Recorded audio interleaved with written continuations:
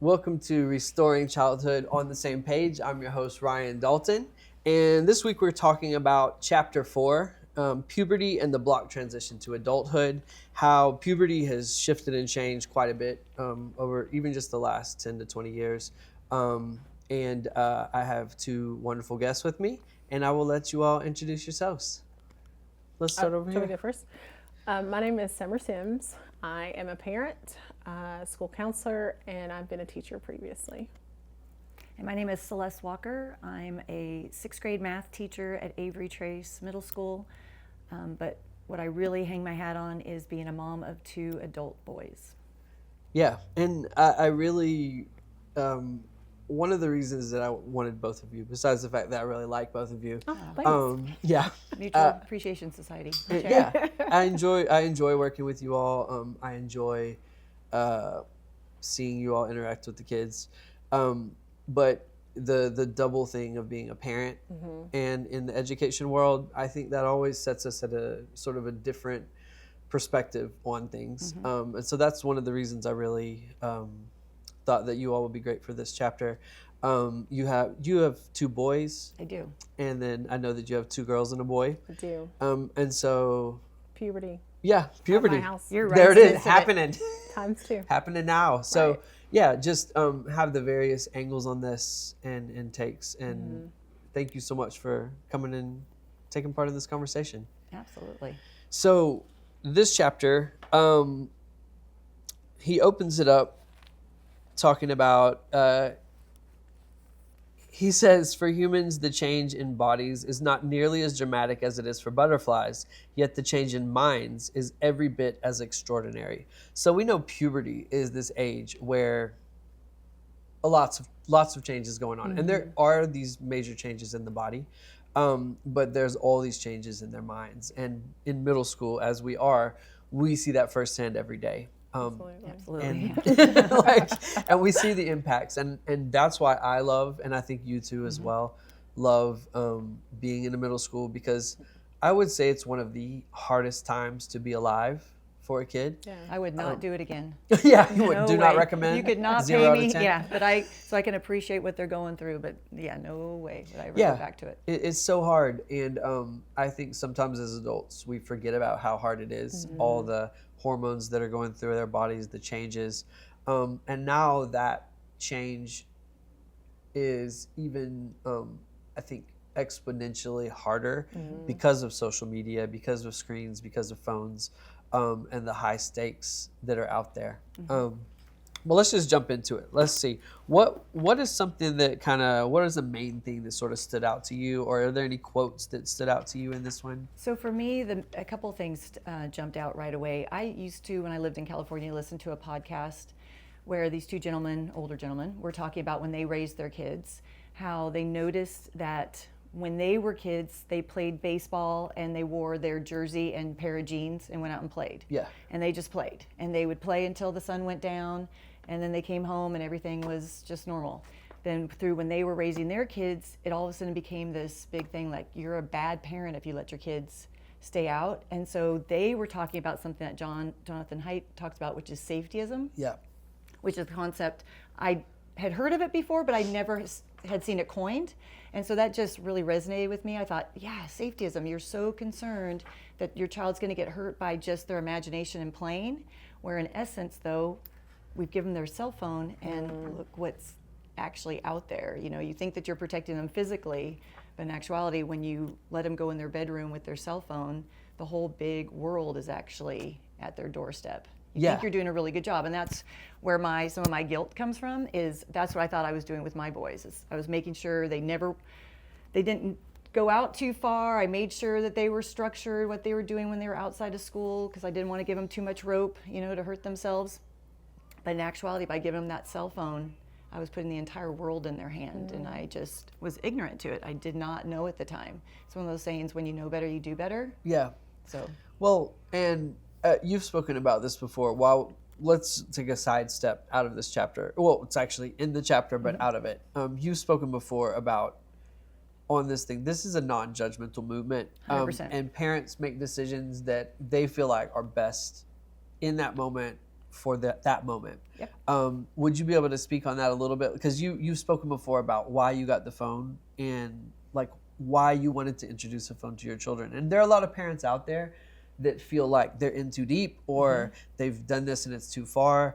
And we don't want people to feel judged and all that. 100%. Are you able to speak on that a little bit? Absolutely. So when so I was a single mom and was raising my boys, and when my son turned 12, I went to call him at his dad's house. We just had a landline, and the phone went dead. I don't know if it was hung up. I don't know what happened, but for 48 hours, I didn't know if my kid was okay.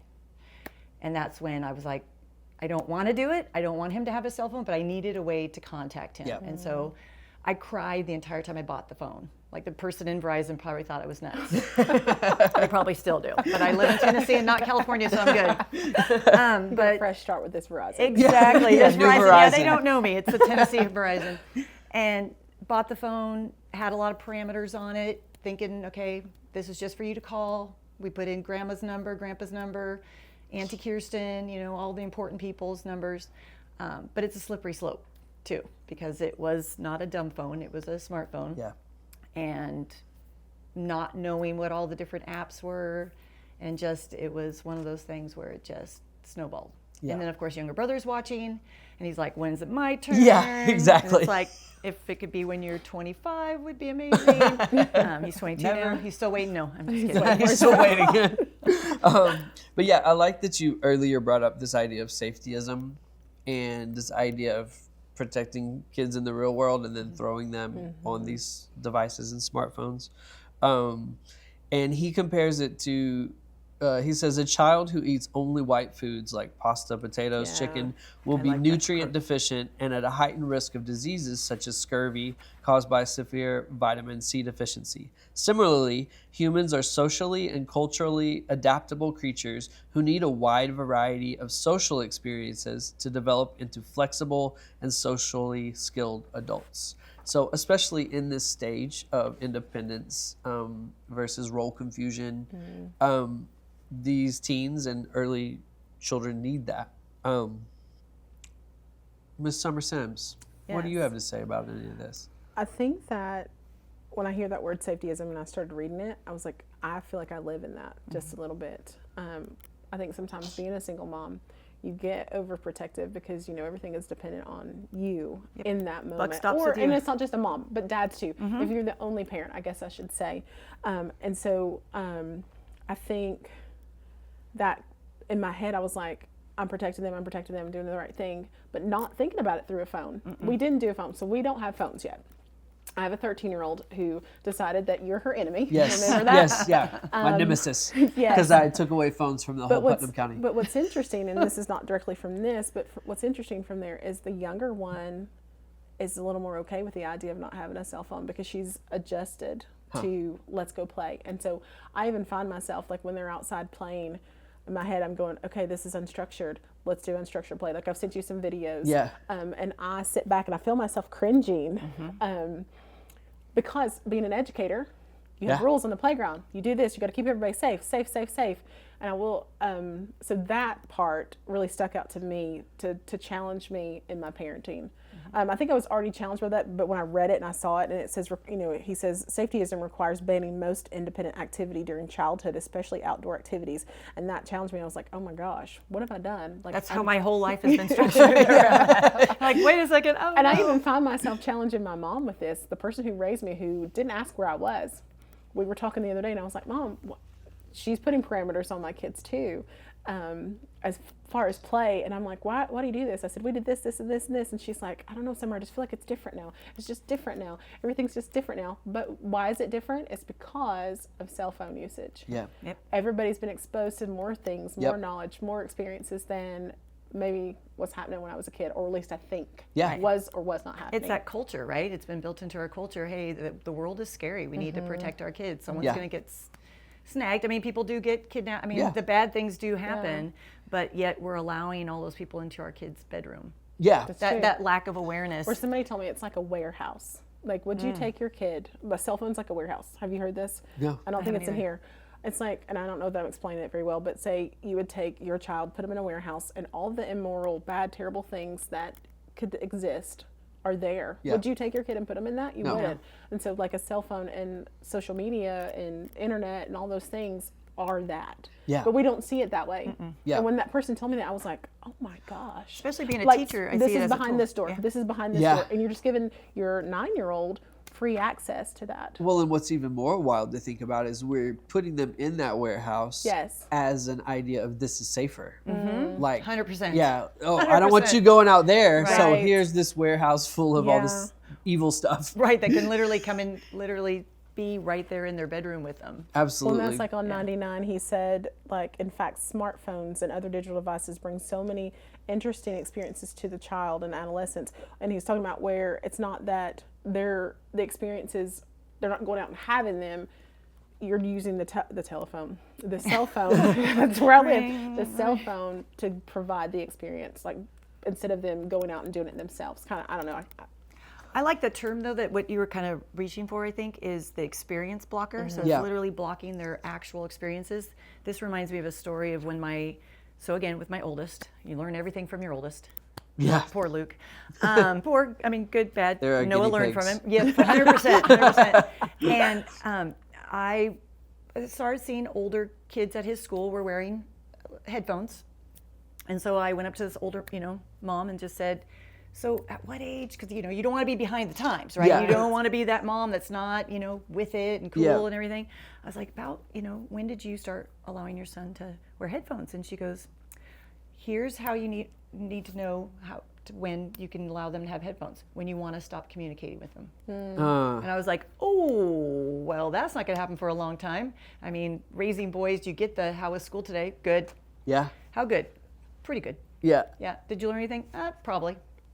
And that's about the end of the conversation. Yeah. So I thought, put headphones on. It's going to Yeah. be Then it's nothing. gonna be You're not going to get anything. nothing. Yeah. Absolutely nothing. So, what was the other thing that was in the experience blockers? That literally, when you put the headphones on, you don't get to have those really cool conversations, or even looking out around when you're driving around to see the world around you, because you're Yeah. down looking at your phone. Yes. Yeah, because he talks about the importance of how experiences, especially in puberty, really start to shape and solidify things in their minds. And when he's talking about the process that happens in their minds, he talks about cement, and he said it's like cement hardening.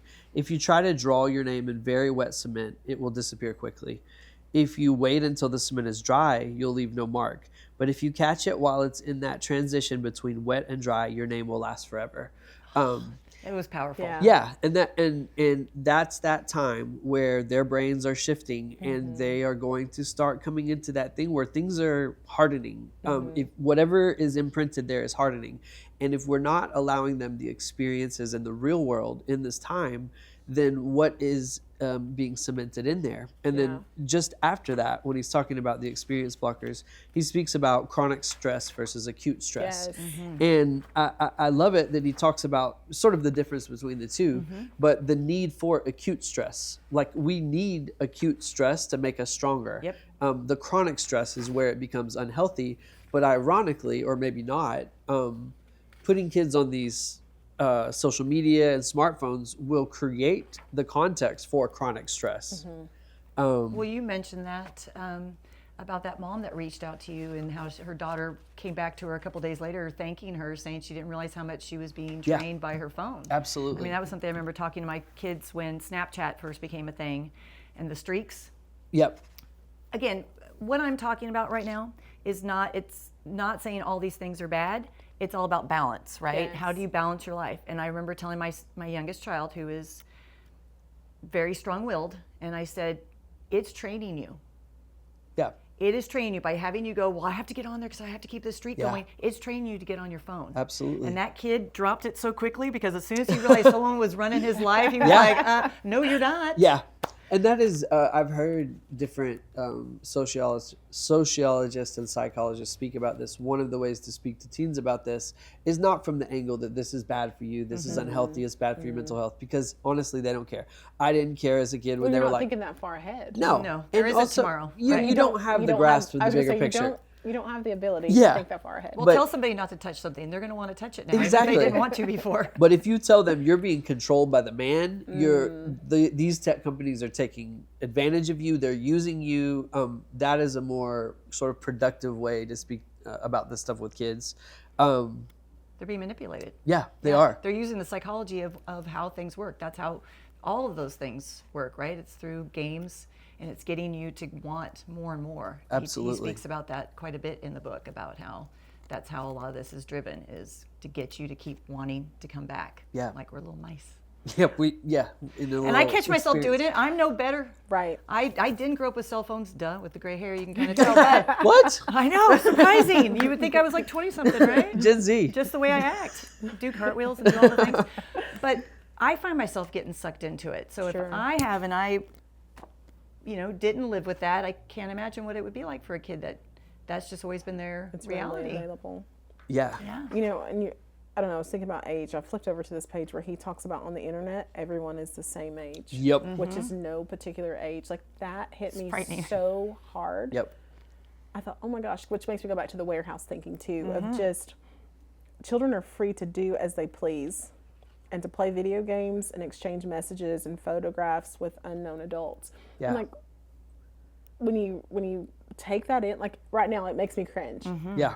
to think about that we do that, but we don't know. We're learning. Yeah. And that was my favorite thing as I say that, but it doesn't have to be this way. Yeah. Yes. I thought there's such freedom in it doesn't have to be this way. So I hear this now. What am I going to do with it? And I can change little bits. Yes. Yeah. Now that you have the knowledge. Yeah. well, and that to me, what is hopeful about what he speaks about, the collective action that's necessary, but also what I'm seeing happening in our community right now. There are right now, small pockets of people who are saying, yeah, this doesn't have to be this way. Yeah. And when you have these pockets of parents who are saying, you know what, we're not going to do this in this way, that's when it creates that opportunity for, like you were saying, there's a pressure as a parent. Pressure, yeah. You think, what age do I have to get the headphones? What age do I have to get the new iPhone? I don't want my kid to be behind. I don't Yeah. want him to, be socially awkward or, That's ostracized. what Lena Yeah. said is going to happen, that she's going to be socially Ostracized. yes, Ostracized. because of this. Please tell her to blame me. That's She does. Well, and that's where the 2-year mark, right? That Yeah. we can keep doing this for 2 years. Yep. It's going to become what we know. Same thing with seatbelts, Yep, Right? absolutely. No Absolutely. more smoking in the hospital. smoking. Yeah. Which, I mean, I grew up with that. So I think for people who are sitting there thinking, like, we grew up with this, like you were saying, some kids, that's all they know. Yeah. But I've even seen a shift with the new cell phone law.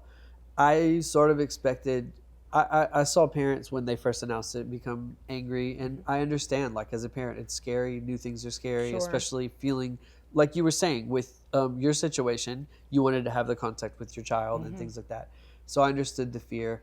I really expected in the beginning of the school year for kids to sort of rage and it be more. And really, I have been so shocked at it's kind of been a non. It's been a relief. Shoulders down. Yep. They're Yeah. just like, oh, Yeah. my mom can't get a hold of me now. Yeah. That's what somebody did say. Like, they are actually happy because their parents I cannot. feel like I've seen more communication with the kids. Yeah. I've seen a lot of this. Yeah. Eye contact. Yes. Yep. Which is huge, especially for what I do. Yeah. I mean, I notice those kinds of things. I've seen a lot of eye contact. I've seen a lot more of like physical contact, which I know is not like huge, but that you're not using this. Yeah. You can actually do this. You So can look I'm- at someone in the face and have Yes. a conversation. I'm excited Say about hi, that. Miss Sims. Yes.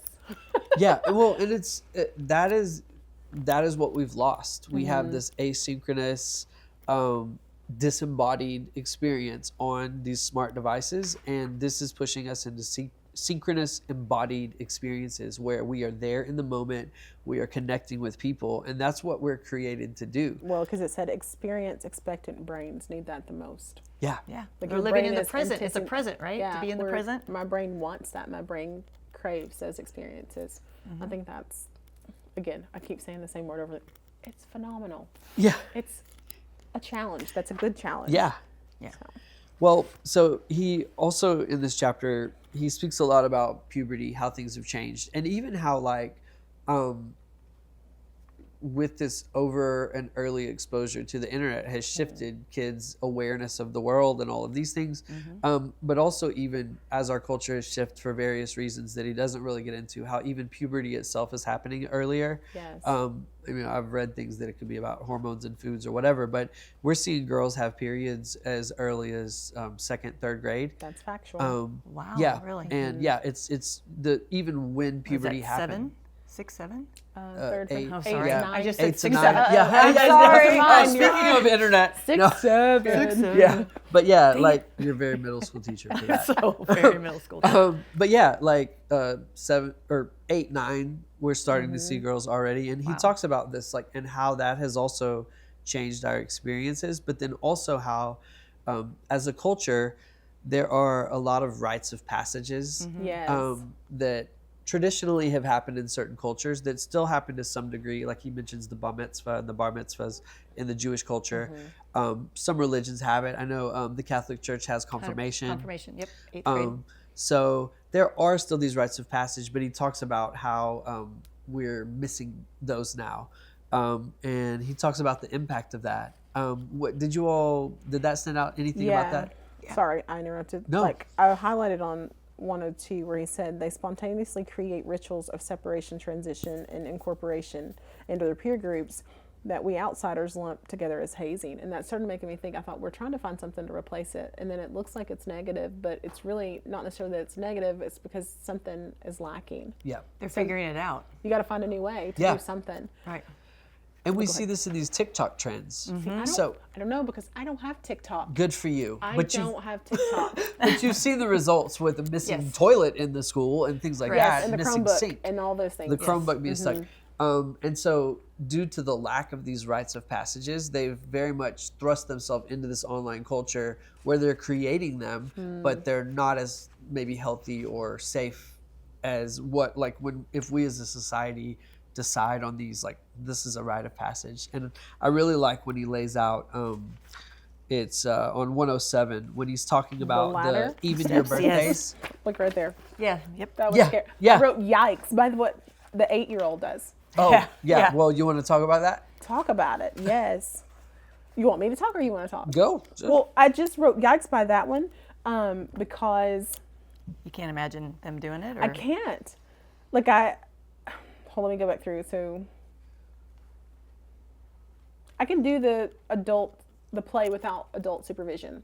Like I'll go in my house, we have a fence. So my kids go in the yard and they can play. I feel okay with that. But then it was talking about like going to the store or something. No, Yeah. wait. That was the 10. one? Was that 10? Okay.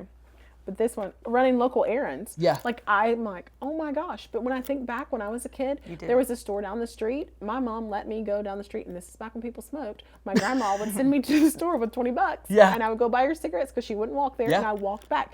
But my brain, as a mom, as a single mom, as a single parent, thinking, would I let my 8-year-old do these things? Yeah. I wouldn't, but I should. Yeah. Or Yeah. something in that realm. Right? Well, and that's where it's going to take a rewiring from our side of things, because it's weird that we grew up with this. I mean, you talk about sending a kid to get something, in cigarettes in particular. I'm not going to name this Wow. teacher, Yeah, that's but true. I had a fifth I grade didn't even teacher. think about that part. Yeah, you might need to be Yeah. a certain age to get Yeah, those. yeah. But I had a fifth grade teacher who, in the middle of the school day, would send me out to her car to get her cigarettes. Right. And so times have changed, Yes. and we're not trying to recreate this time. Maybe not.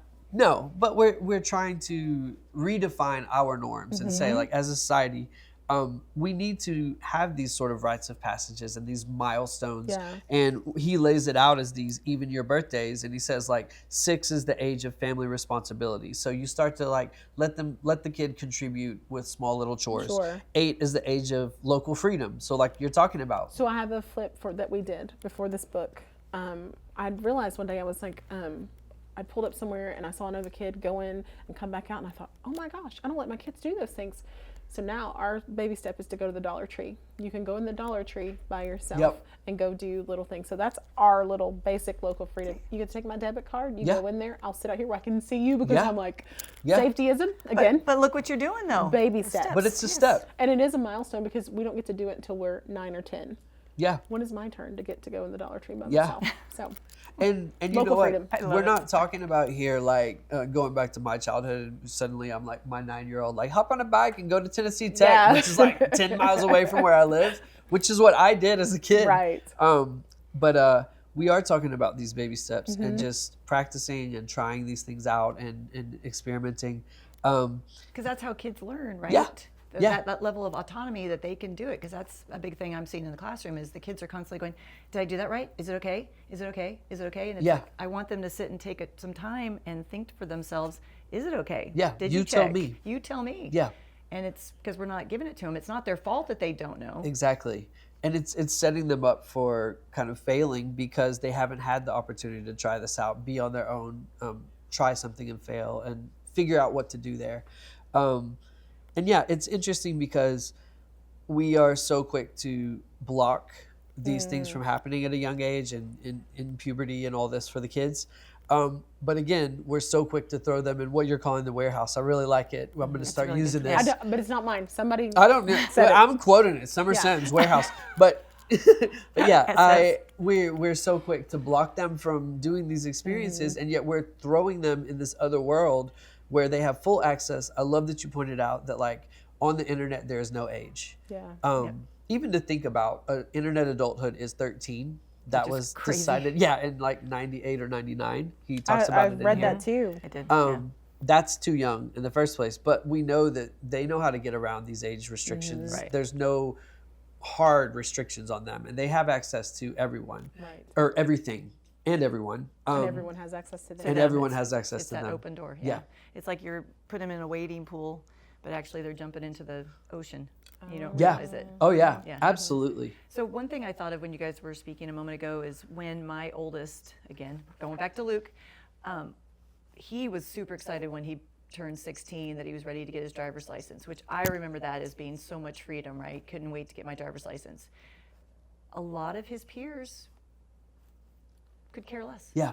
We're happy not to drive. And I was so surprised. I'm thinking, am I just been telling him for so long going, I can't wait for us to have another driver in the Yeah. house. Like, come on, man, you need to do this.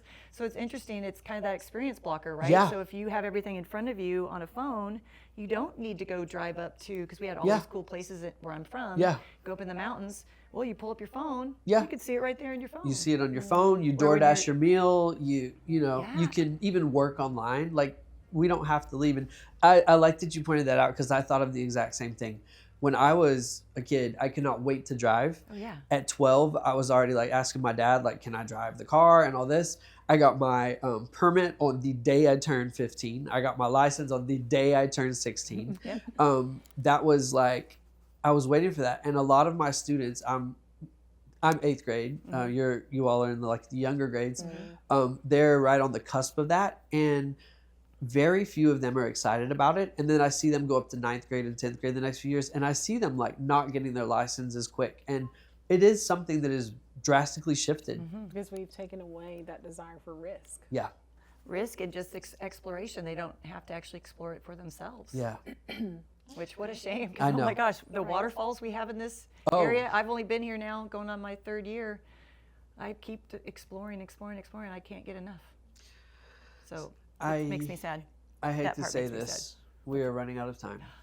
I know. Darn it. Can It you goes by believe so fast. I know, it does. Time with you, Ryan, it's always a pleasure. I mean, and summer, of Right. course. Of course. What you, would Oliver. you leave if you were going to kind of, if either of you had kind of last thoughts on this chapter or even just connected to any of this, what would you want to leave parents with, other teachers, parents? My big takeaway from this chapter was when you know better, you do better. Yeah. That's a good one. I was just thinking to challenge yourself with thinking about that safetyism. Yeah. Like, why am I doing what I'm doing? Yeah. And remembering that, but it doesn't have to be this way. Like even right now, I'm just processing. I'm like, wow, what can I do? Because you're in the trenches right now. I See, am. I 13, have 11, perspective. and- I mean, I'm teaching that age, but you're literally 13, 11, and 9. in there. There it is. What a gift. It is, but a challenge also. Oh, 100%. See, I can look a little. I'm Yeah, you're like, like, whoa, how you guys doing in California and Florida? yeah. Well, thank you so much for being here. I you, appreciate Ryan. both of you. I appreciate your insight and also like the daily work you do to make kids feel good about themselves and like education, like school. thank you for that. And thank you for helping us get on the same page, literally. Oh, love Yay! that. Anxious generation, we're out.